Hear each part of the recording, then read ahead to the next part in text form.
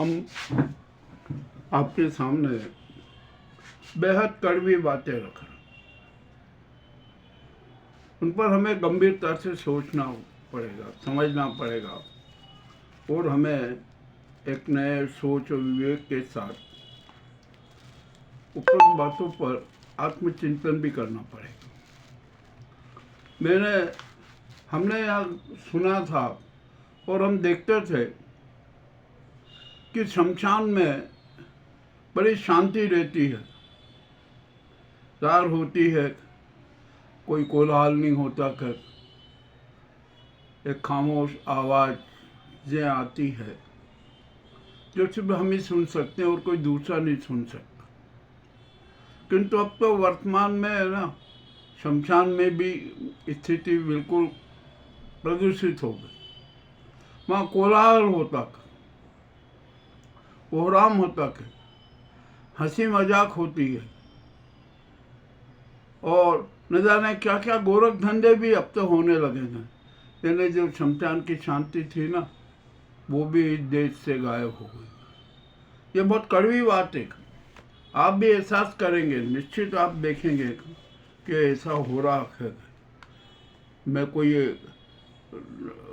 परिकल्पना नहीं कर रहा हूँ, जो व्यवहार में देखा है ना वही आपके सामने प्रस्तुत कर रहा हूँ। अब हमारा भारतवर्ष है ना, बड़ी विचित्र स्थिति में आ गया। हम यहाँ पर क्या कहें, किससे कहें, क्या कहें, कैसे कहें, कोई सुनने को तैयार नहीं, कोई समझने को तैयार नहीं। हमारे इस देश में शातिर दरिंदों, शिकारियों, दैत्यों की भरमार। कदम कदम पर वो मिल जाते हैं, कदम कदम पर उनके पैर हैं और वे घाव दिए जाते हैं, घाव दिए जाते हैं। इतने घाव दिए हैं, इतने घाव दिए हैं और वो सारे घाव नासूर बन गए। और फिर भी जो नए घाव आते हैं ना, वो और अति घातक होते हैं। उनका भी कोई उपचार नहीं है। मतलब क्या करें, मजबूर है। ये भारत के लिए अति शर्मदायक बात हो गई। यहाँ पर कोई भी है ना अनुशासन में नहीं रहना चाहता, राष्ट्रभक्त के रूप में नहीं रहना चाहता, कट्टर आध्यात्मिक नहीं बनना चाहता। त्याग, सेवा को अपमान समझा जा रहा। यहाँ पर सच्चाई, ईमानदारी अब आकाश की बात हो गई कि वो तो आकाश में नज़र आती है, कहीं भी धरातल पे नज़र नहीं आती। अब जो भी अब क्या कर सकते हैं, समय चक्र है, परिवर्तन हो रहा है। कभी क्लॉकवाइज चलता है, कभी एंटी क्लॉकवाइज चलता है। अब देश की स्थिति के बारे में हम क्या बताएं, हर जनता को महसूस है, 90% जनता को ये महसूस हो रहा है, एहसास हो रहा है कि हम सब पतन के मार्ग पर हैं। भारत को हम बिल्कुल रसातल में ले जा रहे हैं, चाहे वो कोई भी हो। हम सब दोषी हैं, यह हम किसी पर दोष नहीं दे सकते। इस स्थिति के लिए हम सब जवाबदार हैं, हम सब जिम्मेदार हैं। हमारे नासमझी, विवेकहीनता के कारण ही भारत की यह स्थिति बनी हुई है। ठीक है, अब क्या कर सकते हैं, जो है वो तो है। अब हम तो कुछ कह भी नहीं सकते, क्या नहीं कह सकते। और कहीं अब भारत में ही नहीं, समूचे विश्व में अशांति का वातावरण फैला हुआ था। नरसंहार अब शौक बन गया कि कुछ भी करो, किसी भी तरीके से करो, मानव जीवन पर प्रहार करो, जो मानव जीवन है उसको नष्ट करो और अपना गर्व जताओ, अपने विजयश्री जताओ, अपना वैभव जताओ। आज अभी यूक्रेन ने अपना आज़ादी पर्व मनाया है। यहाँ भारत में भी यूक्रेन का दूतावास है, वहाँ पर भी एक समारोह हुआ। जेलेंस्की ने स्वतंत्रता के उपलक्ष्य में अपना संदेश भेजा और भारत से आशा की कि वह यूक्रेन के साथ खड़ा रहेगा। जो समस्या खड़ी हुई उसके समाधान में योगदान देगा। चलिए दे दिए। अब गेलेस्की जी ने लेटर भेज दिया, पत्र भेज दिया, अनुरोध कर दिया। अब हम देखते हैं कि क्या करते हैं क्या नहीं करते हैं, अब ये समय बताएगा।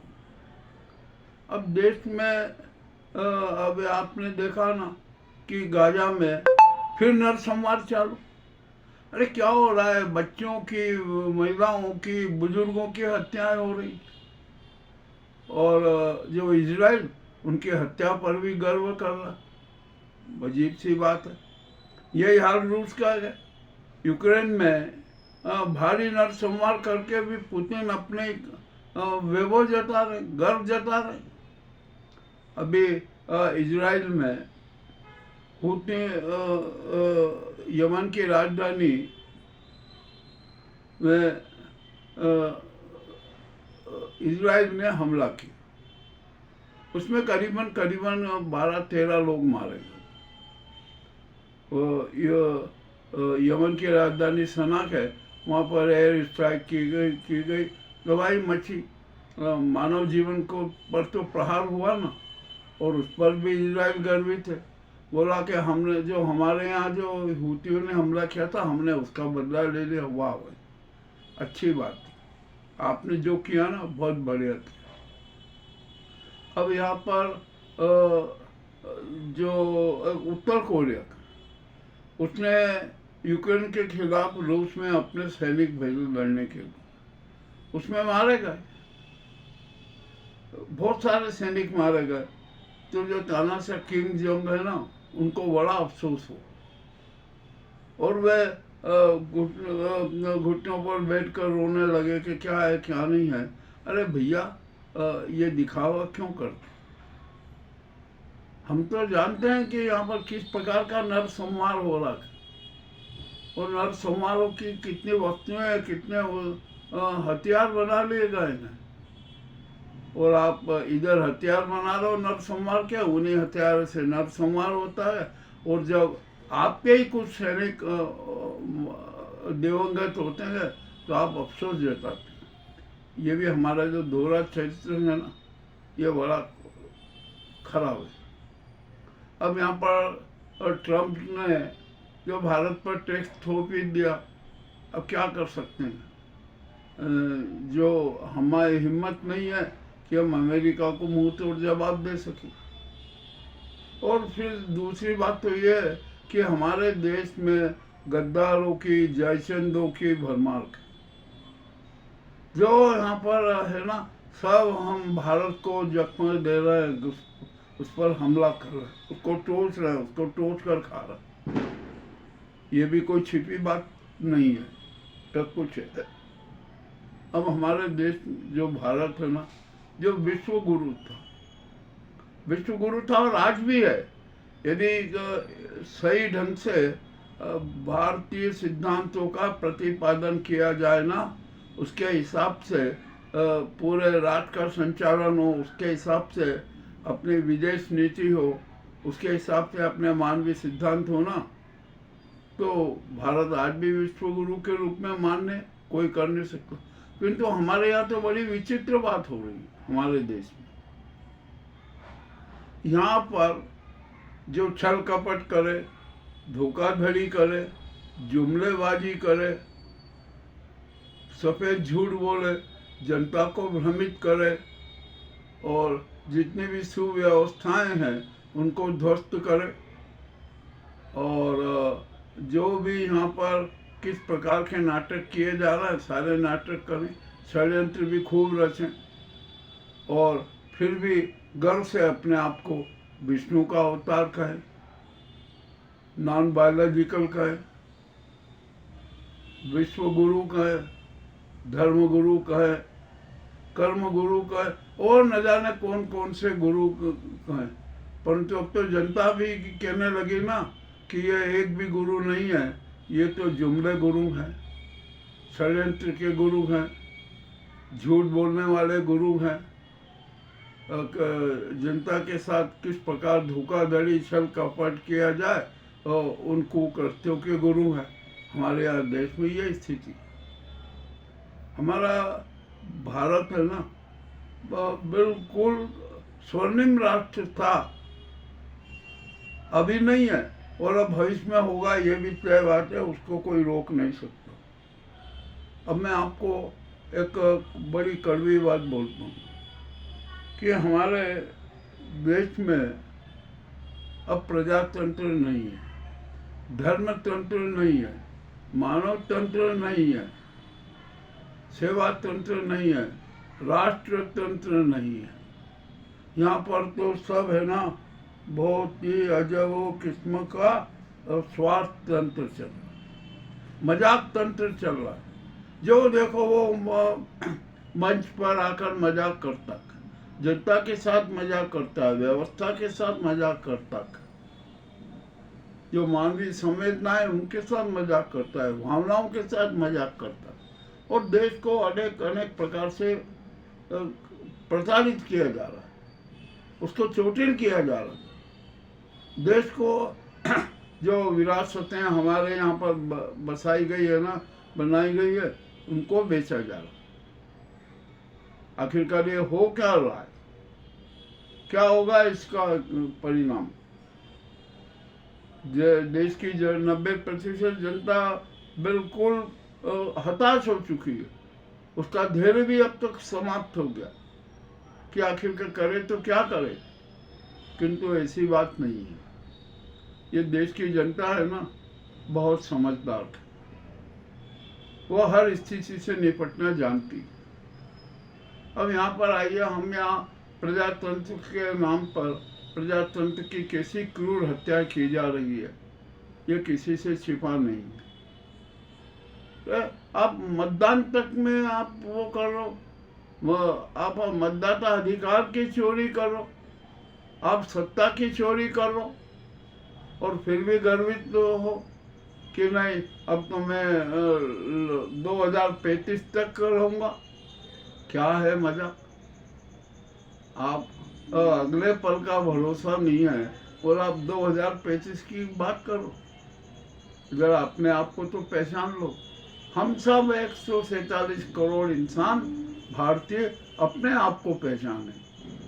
हमें अपने आप को पहचानना बहुत जरूरी है, परंतु हम पहचान नहीं पा रहे हैं अपने आप को। और इसका प्रमुख कारण यह है कि हम विवेकवादी हैं, हमारे में सकारात्मक और नकारात्मक दोनों चलता है, किंतु हम सकारात्मक विवेक की उपेक्षा करते हैं और नकारात्मक विवेक को अपना आराध्य बना बैठे, अपना लक्ष्य बना बैठे।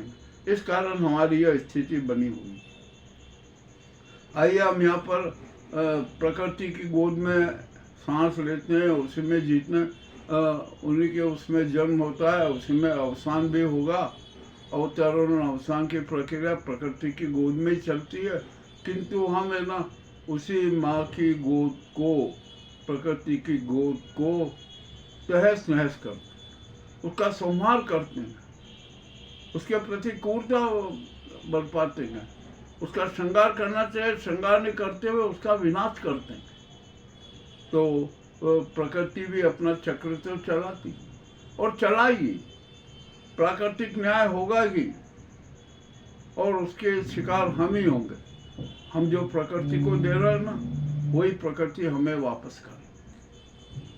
अब मामला अति रोचक है। कहीं पर जल क्रांति है, भूकंप आ रहा है, भू संकुलन हो रहा है, धरती कांप रही है, सुनामी आ रही है, तूफान आ रहे हैं, न जाने क्या क्या हो रहा है। ये सब हमारी गलतियों का परिणाम है। ये हमारी जो है ना एक क्रूरता है, उसका परिणाम है। अब हम सोचते भी नहीं है, समझते भी नहीं है कि क्या करें। और जो हमारा जो सनातन धर्म है ना, जो वसुधैव कुटुंबकम की भावना हम में प्रेरित करता है, तो विश्व के कल्याण की बात करता है, विश्व में शांति की बात करता है, और जो सन्मार्ग की बात करता है, सेवा और त्याग सहयोग की बात करता है, वो सब हम है ना भुला बैठे। और हमें सिर्फ अहंकार है, स्वार्थ है, धोखाधड़ी करते हैं, अपने छोटे छोटे स्वार्थों के लिए हम बड़े बड़े अपराध कर बैठे। अब किया क्या जाए, आखिरकार हम कहाँ पर है, हमारा सोच क्या है। और मुझे तो ऐसा लगता है कि हमारे यहाँ की जो धर्म पालिका है ना, जिसको कि राष्ट्र को स्वर्णिम बनाना है, वो भी भ्रष्ट हो चुकी है, पद भ्रष्ट हो चुकी है। उसको जमीन से सरोकार के, अय्याशी से सरोकार के, धन से सरोकार के, झूठे प्रदर्शन से सरोकार के, आखिरकार सब ये स्थिति बनी हुई है ना। तो आखिरकार राष्ट्र के साथ क्या होगा, राष्ट्र क्या कौन सी स्थिति में आएगा, ये भी गंभीरता से सोचना है। हम आज दिखावे के धर्म में, दान में, झूठे सिद्धांतों में विश्वास करते हैं, अंधविश्वास में विश्वास करते हैं। और सबसे बड़ी बात तो यह है कि हम है ना अपने आप से बहुत दूर हो चुके हैं। हम अपने आप में को है ही नहीं। अब हम तो अब बहुत दूर हो चुके हैं। अब न जाने कौन सी दुनिया में चलेगा, ये भी पता नहीं। तो ये स्थिति भी बड़ी गंभीर है।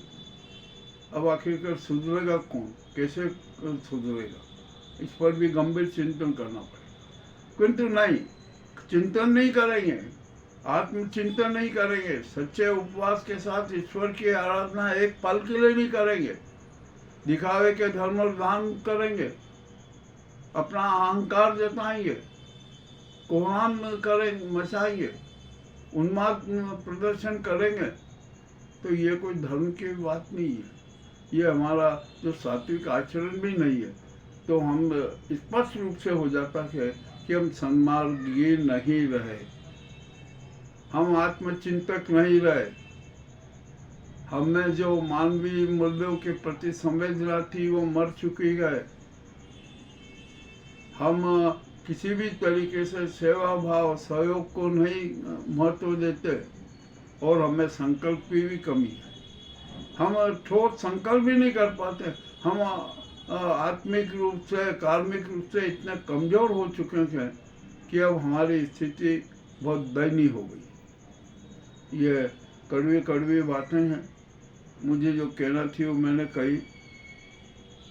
निसंदेह हमारे बहुत लोगों को बुरा भी लगेगा, कह रहे ये क्या उपदेश झाड़ रहे हैं। भैया मैं उपदेश नहीं झाड़ रहा हूँ।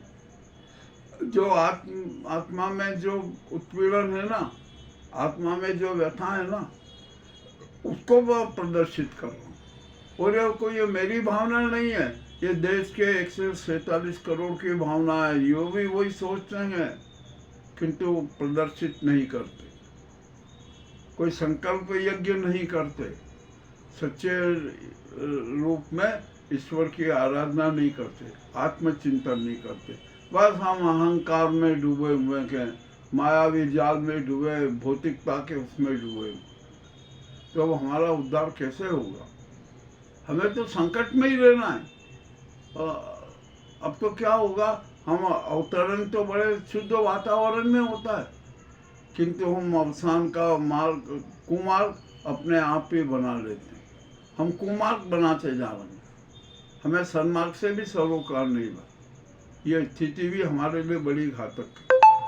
तो इन समाचारों के साथ हम सबको सोचना है कि हम आखिरकार सच्चे इंसान कब बनेंगे, सत्य प्रेमी कब बनेंगे, सच्चे ईश भक्त कब बनेंगे, सच्चे आत्मचिंतक कब बनेंगे, सच्चे सन्मार्गी कब बनेंगे, सच्चे संकल्पी सब कब बनेंगे। ये भी हमें गंभीरता से सोचना, परंतु कोई सोचता नहीं है। अब तो जो स्वामी विवेकानंद जैसे चिंतक, विचारक तो शायद अब मिलना बहुत कठिन है, और ऐसे शक्ति का अवतरण होना भी अब तो असंभव लग रहा है। हाँ, यहाँ पर जो अपने आप को कहते हैं ना कि मैं तो नॉन बायोलॉजिकल हूँ, ईश्वर का अवतार हूँ, ये हूँ, ऐसे लोगों की फौज खड़ी हो गई। ऐसे लोग हैं, उन्होंने अपनी बहुत बड़ी सेना भी बना ली है, और वो सेना रक्त बीज के रूप में। आप किसी को खत्म करेंगे, किसी को समझाएंगे, कोई समझने को तैयार नहीं। सभी तो विद्वान है, और जो अच्छे सन्मार्ग की बात करेगा जो सच्चे आध्यात्म की बात करेगा ना, उसे तो कहेंगे कि अरे तो पागल हो गया, इसको कोई मतलब नहीं है, ये तो पागल है, इसकी बातों पे कोई ध्यान नहीं देना। ऐसा हमारा संस्कार बन चुका है, हमारी ऐसी संस्कृति बन चुकी है, ये हमारे लिए घातक है। मैंने जो हमारी कमजोरियों का विवरण प्रस्तुत किया है ना, वो आपको कैसा लगा हमें अवश्य बताएं। बहुत बहुत धन्यवाद।